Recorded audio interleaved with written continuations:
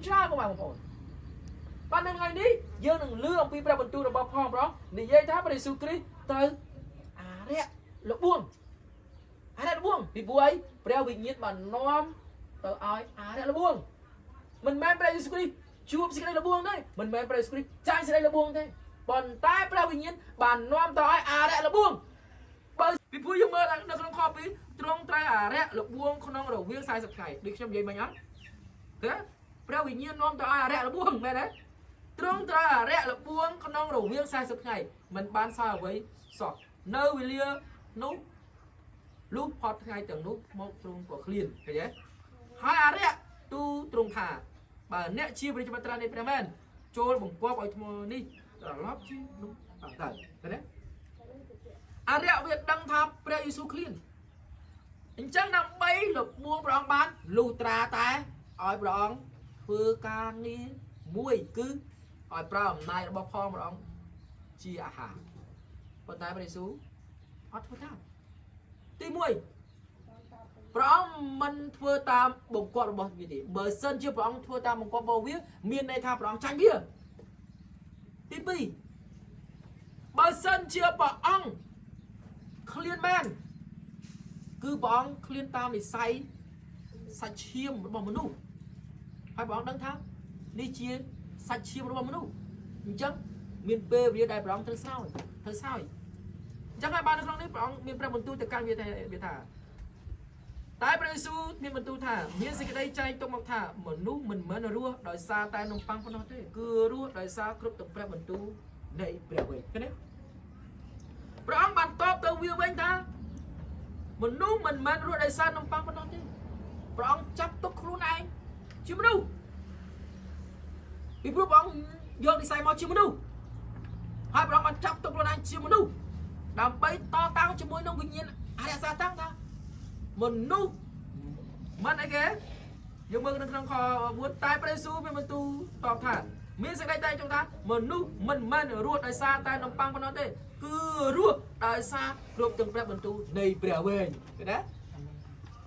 គូលភ្នំយ៉ាងខ្ពស់បង្ហាញនគរលោកីទាំងអស់ក្នុងមួយផ្លែនោះហើយទូថាខ្ញុំនឹងឲ្យអំណាចសេរីល្អនៃនគរទាំងអស់នេះដល់នេះបាត់បានប្រគល់មកខ្ញុំហើយខ្ញុំនឹងឲ្យដល់អ្នកណាស្រេចនឹងខ្ញុំឃើញទេអរិយវាបាននិយាយថានៅលោកីនេះគឺជារបស់វាបើសិនជាព្រះយេស៊ូវគ្រីស្ទបានមក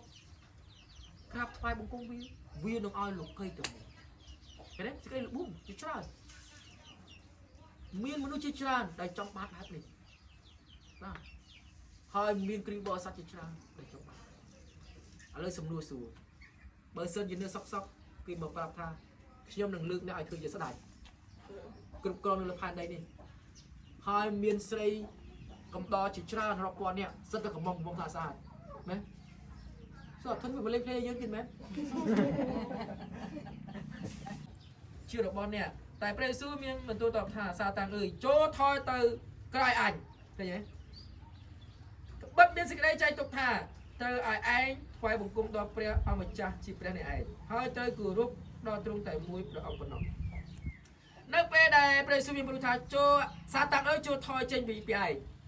នៅពេលដែលព្រះយេស៊ូវគ្រីស្ទមានព្រះបន្ទូលយ៉ាងដូចនេះមានគ្រីស្ទបរិស័ទមួយចំនួនអត់បានដេញសាតាំងឲ្យថយក្រោយទេប៉ុន្តែឲ្យសាតាំងជាអ្នកដឹកនាំពីបាទនេះជារឿងពិតជារឿងពិតប៉ុន្តែសម្រាប់ព្រះគឺព្រះបានដេញសាតាំងចេញពីព្រះអង្គឲ្យនៅថយក្រោយព្រះដើម្បីឲ្យសាតាំងជាអ្នកថ្វាយបង្គំព្រះអង្គ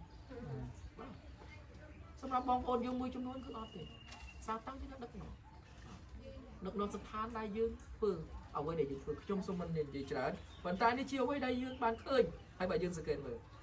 នឹងខ8ដែលបានមានប្រងថាម៉េចព្រះយេស៊ូវឆ្លើយតបថាសាតាំងអើយជួយថយទៅក្រោយឯងទៅត្បិតមានសេចក្តីចេញទុកមកថាត្រូវឲ្យឯងថ្វាយបង្គំដល់ព្រះម្ចាស់ជាព្រះនៃឯងហើយទៅគោរពដល់ព្រះតែមួយព្រះអង្គខ9រួចវានាំត្រង់ទៅឯក្រុងយេរូសាឡិមដាក់នៅលើពំពូព្រះវិហារទូថាបើអ្នកជាព្រះត្រានៃព្រះមែនចូលទម្លាក់ខ្លួនពីនេះទៅក្រោមចុះបិទមានសេចក្តីចែងទុកមកថាទ្រង់នឹងបង្គាប់ពួកទេវតាទ្រង់ពីដំណើរនេះឲ្យថែរក្សានេះ ទេវតានោះនឹងត្រអ្នកដៃក្រែងជើងអ្នកទៅគេនឹងថ្មអាមែននៅក្នុងខ9គឺសាតាំងវាបានស្គាល់ពីព្រះបន្ទូលរបស់ផងអង្គយ៉ាងច្បាស់វាដឹងថាទី1សេចក្តីល្បួងអីគេអាហាអត់បានសម្រាប់ទេទី2ទ្រព្យសម្បត្តិអត់បានសម្រាប់ទេចឹងអាទី3ហ្នឹងសំខាន់ណាស់ទី3សំខាន់ណាស់បើមិនបន្ទាបខ្លួនបងធ្វើម៉េចបងចាញ់សេចក្តីល្បួងវាឃើញទេវាប្រើយ៉ាងម៉េចមានសេចក្តីចែងទុកមកថាព្រះនឹងត្រអ្នកដៃអីព្រះអីគេមើលមានសេចក្តីតែចែងទុកមកថាទេវតានឹងត្រអ្នកដៃក្រែងជើងអ្នកទាំងកិច្ចនឹងថ្មឃើញទេវាស្គាល់ព្រះបន្ទូលមកច្បាស់ព្រះបន្ទូលនៅក្នុងព្រះគម្ពីរទំនុកដង្កើងជំពូក91ខ12បានចែងថាទេវតានឹងត្រអ្នកដៃក្រែងជើងអ្នកនឹងកិច្ចនឹងថ្មខ្ញុំចាំច្បាស់ពីព្រោះខ្ញុំជាអ្នកសូត្រខគម្ពីរនេះមុនគេសាតាំងវាដកនៅក្នុងព្រះគម្ពីរទំនុកដង្កើងជំពូក91ខ12យកមកលបួងព្រះយេស៊ូវដើម្បីអីនៅពេលដែលព្រះអង្គនៅទីខ្ពស់បើសិនជាព្រះអង្គមានអំនួតពួតអាងថាទេអញជាកូនព្រះមែនអញធ្វើទៅលោតឲ្យវាមើលថាអញជាកូនព្រះមែនច្បាស់ណាស់ថា